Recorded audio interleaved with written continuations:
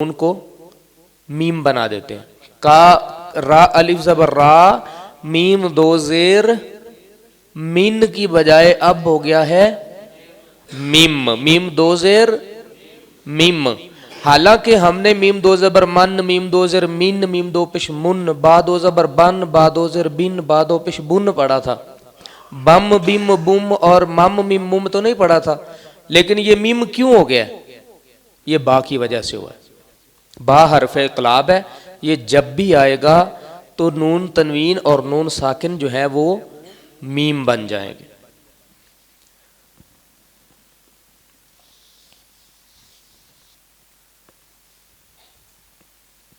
جی میم پیش منہ تا زبر ہا تہ موتہ ہا زبر ہا متہرا متہا را زبر را متہرا تا دو پیش تن نہیں ہے یہ. ٹھیک ہے.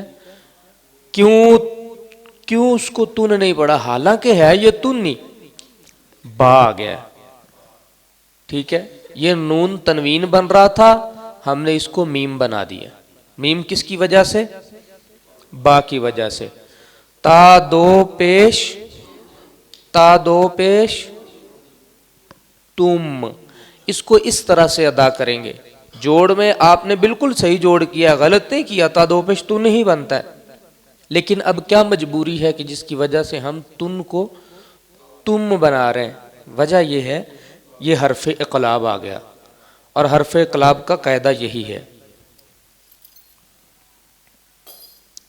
ٹھیک ہے. متہرا تم بازر بی متہرا تم بی حمزہ زبریا ای دال زیریا دی متہرا تم بی ای دی. تنوین تبھی بنے گا جب زیریں دو ہوں گی. ایک زبر زیر سے تو کوئی فرق نہیں پڑتا نا. نون تنوین اور نون ساکن یعنی ان کی جو آواز ہے نا، ان کی جو آواز، تا دو زیر تین، حمزہ نون زیر ان، شین دو زیر شین. ٹھیک ہے. شین نون زیر شین. یہ جو آخر میں نون کو ساکن کرنے کی آواز پیدا ہو رہی، جب بھی یہ آواز پیدا ہو ہم نے یہ خیال کرنا ہے کہ اس کے بعد با تو نہیں آ رہا. اگر با آ رہا ہے تو اس کو شین ان بن کی بجائے شم ام بم اس طرح کر کے پڑھنا ہے. وہ نون کی بجائے میم کی آواز پیدا کرے. سمجھ آ گئی؟ کرام بررۃ. اب کسی نے کرام مین نہیں کہنا، اس کو میم آ جائے. کرام بررۃ مطہرۃ بِأَیْدِی. بی ای حمزہ ہے، یہ عین نہیں ہے. یہ عین بی عیدی نہیں کرنا اس کو. بی ایدی مطہرۃ بی ایدی. ٹھیک ہے. اس طرح کی بہت ساری مثالیں آپ کو قرآن پاک میں ملیں گی. اس کا خیال کرنا ہے. یہ قاعدہ انتہائی اہم ہے اور اس پہ ہر قاری کی توجہ چلی جاتی ہے. آپ جس کے پاس مرضی بیٹھ کے پڑھیں، اس چیز کا ہر کوئی خیال کرتا ہے. تا زبر را تر میم زیریا می تر می ہا زیر میم ہم تر میہم بازر بی. اب یہاں پہ دیکھیں وہی آواز پیدا ہو رہی ہے جو کیرا میم پہ پیدا ہو رہی تھی. کیرا میم بارہ تر میہم بی. حالانکہ یہ تو خود بھی میم ہے نا، اس کو تو بدلنے کی ضرورت ہی نہیں پڑی ہمیں. یہ وہ چیز ادا ہو رہی ہے، اقلاب جیسے ادا ہوتا ہے. ٹھیک ہے. حاضر میم ہم بازر بی حاضر ہی. جب اس طرح دو اکٹھے آ جاتے ہیں نا، یہ ذرا مشکل ہوتا ہے. اس میں آپ نے یہ دیکھنا ہے नुक्ता किस पर है? अगर पहले पर नुक्ता है तो पहले जीम है, बाद वाले पर नुक्ता है तो बाद वाला जीम, नुक्ता नीचे अगर। बाजिर बी, अब इसका नुक्ता नहीं है, हाजिर ही, जीम अलिफ जबर जा, रा जबर रा, तरमीहिम बिहिजारा,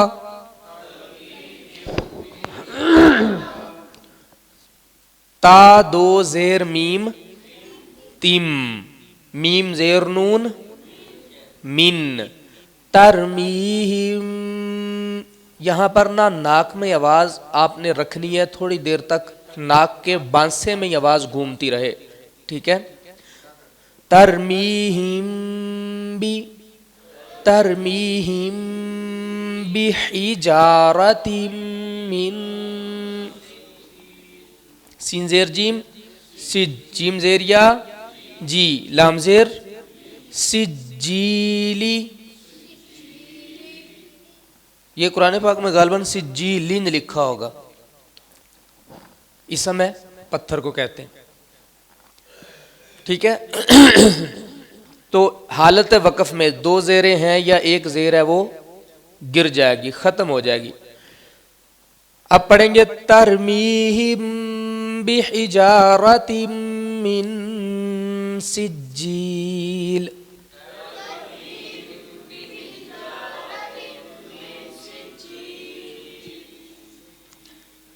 ये सूरह फील की आयत है जिसमें अल्लाह ताला ये फरमा रहा है कि हमने हाथियों को वो पत्थर मारे जो निशान ज़दा थे, यानी जब पत्थर बरस रहे थे ना तो तब भी ऐसा नहीं था कि किसी और का पत्थर किसी और को लग रहा, नहीं, जिस हाथी को, जिस बंदे को वो पत्थर अल्लाह ने मारना था उसके ऊपर निशानी लगी थी, वही पत्थर उसको लगा, ठीक है। अच्छा, आज एक कायदा और आप ज़हन नशीन रख लें।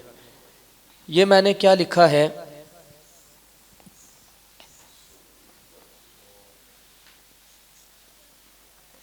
कौन नहीं जानता इस इसम को? इसे कहते हैं इसमें जलालत, अल्लाह।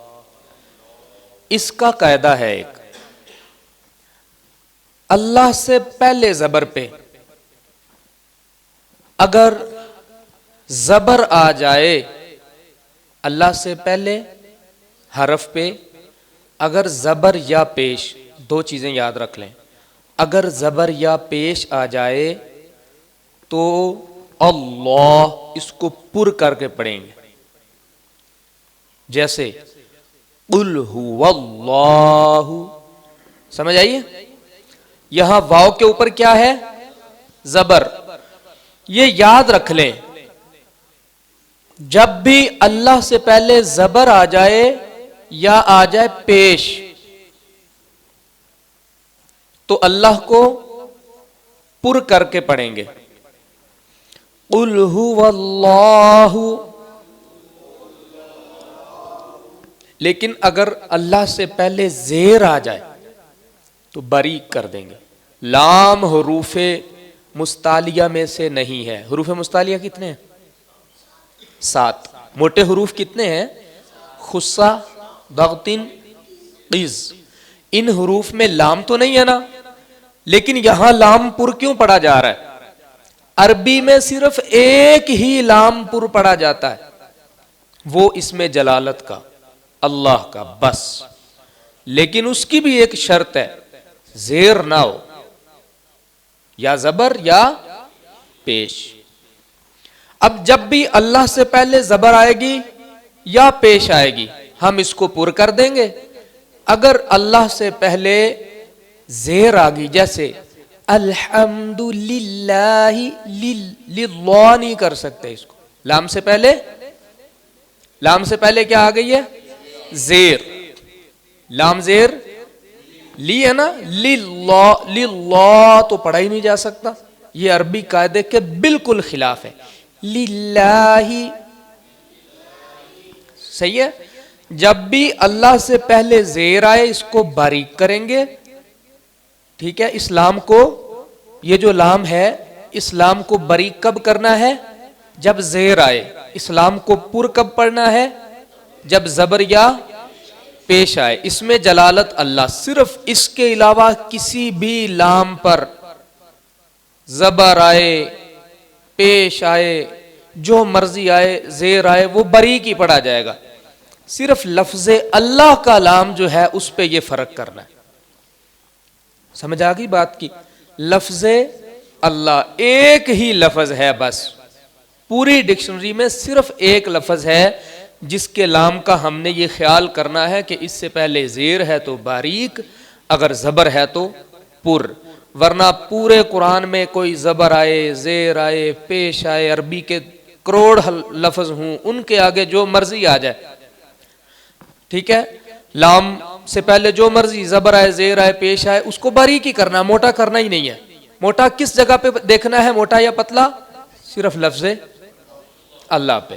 اس میں جلالت اللہ، اس کا لام بس پر ہوگا، وہ بھی دو صورتوں میں، یا زبر یا پیش. زیر آگی تو وہ بھی باریک ہی ادا ہوگا. ٹھیک ہے، اللہ تعالیٰ سمجھ آتا ہوگا. یہ دو قاعدے ذہن نشین رکھ لیں. کون کون سے ہو گئے یہ دو قاعدے؟ دو نئے قاعدے ہوئے نا. پہلے ہم نے وہ قلقلہ تو پڑھا تھا، اور حروف مستعلیہ بھی ہم نے پڑھے تھے. ہم نے حروف مدہ کے بارے میں بھی پڑھا تھا، مدیں کتنی قسم کی ہوتی ہیں یہ بھی پڑھا تھا. اب اس کے بعد کل ایک قاعدہ ہم نے پڑھا حروف اقلاب. حروف اقلاب کتنے ہیں؟ ہاں، ایک ہی حرف اقلاب ہے، اس کا نام با ہے. اس کا قاعدہ یہ ہے کہ نون تنوین نون ساکن کے بعد اگر با آ جائے تو نون تنوین نون ساکن کو میم بنا دیتے ہیں. ٹھیک ہے. دوسرا قاعدہ یہ ہے کہ لفظ اللہ سے پہلے اگر زبر آ جائے یا پیش آ جائے تو اس کو پر کرتے ہیں، اگر اس سے پہلے زیر آ جائے تو اس کو باریک پڑھتے ہیں.